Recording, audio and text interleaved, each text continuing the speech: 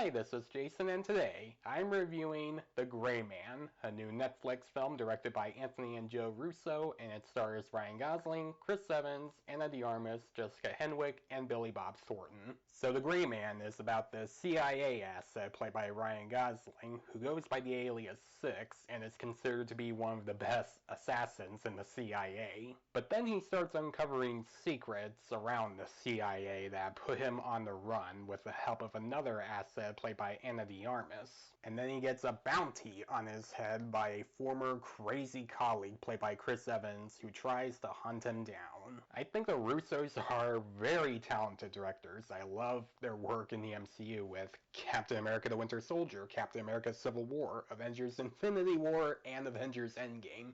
All four of these films had great action and compelling stories for the characters. And of course, before that, they were known for doing comedies like Arrested Development and Community.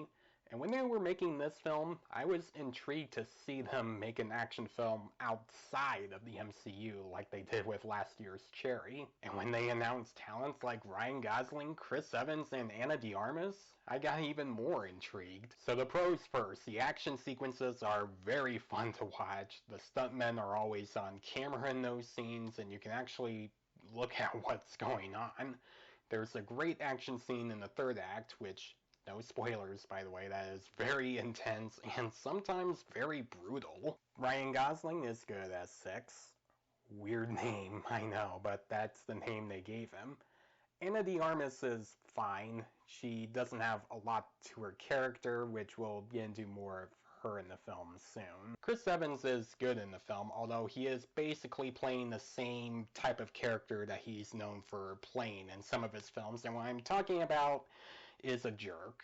He's played that a few times in the past, like in Knives Out or Scott Pilgrim vs. the World. I mean, he's good at it, and it does work here for the most part. Now that I got the pros out of the way, let's now get to the cons. And the first one I'm going to mention is that there is a lot of fast traveling in this movie, and I'm not exaggerating. Like, you would see characters go from one location to another, and then another, and then another, and then another, and then you get like a flashback scene of Billy Bob Thornton talking to someone about Ryan Gosling and what he has done in the past, and you see him go through one location to another and another, and then you would see a text of where they are on screen like 12 times, and it got really annoying after a while. Well, writing could have done something better with them progressing the plot instead of just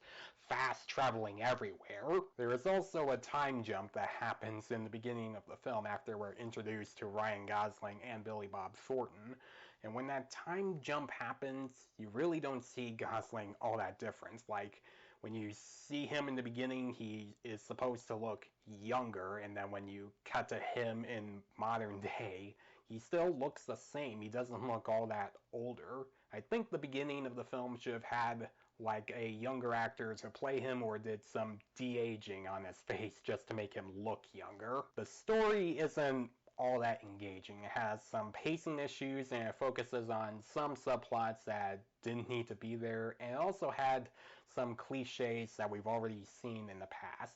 Now granted, I am fine with those cliches if they're done well. I've said this in the past.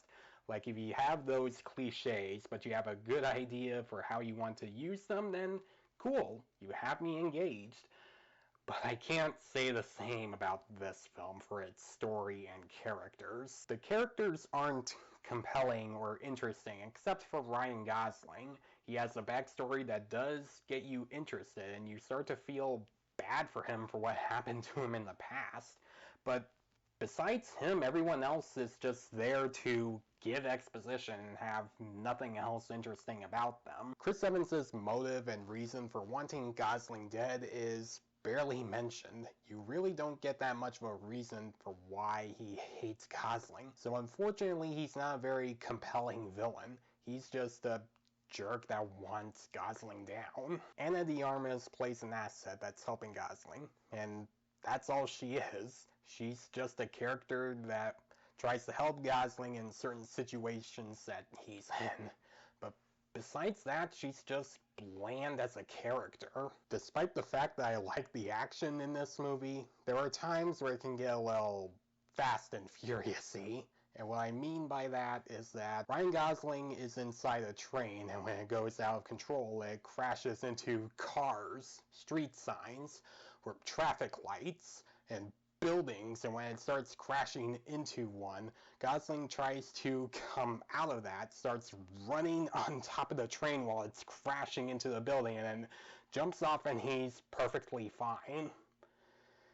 Yeah, stuff like that does happen in this movie, and it doesn't feel believable. It doesn't feel real. It just feels like one of those big blockbuster action scenes that you would find in a big superhero movie. Now, I get this film is from the guys that did 4 Marvel films, and they're all superhero films, but you decided to make a film that's not a superhero movie at all, so you should at least unplug yourself from that if you're doing like a serious action film. The Gray Man is not a terrible movie, it's just very mediocre. It does have some good action sequences and good acting, but it doesn't really save it from a weak story, slow pacing, bland characters, and way too much fast traveling. Now, if you want to watch an action film that has an intriguing story and interesting characters, then just watch the original Bourne trilogy. The handheld cam might bother some people if they have motion sickness, but those films had better characters and better written stories. I'm gonna give The Gray Man a C. I mean, I know I don't sound all that enthused while talking about this film, but that's just how I feel. This movie is just eh.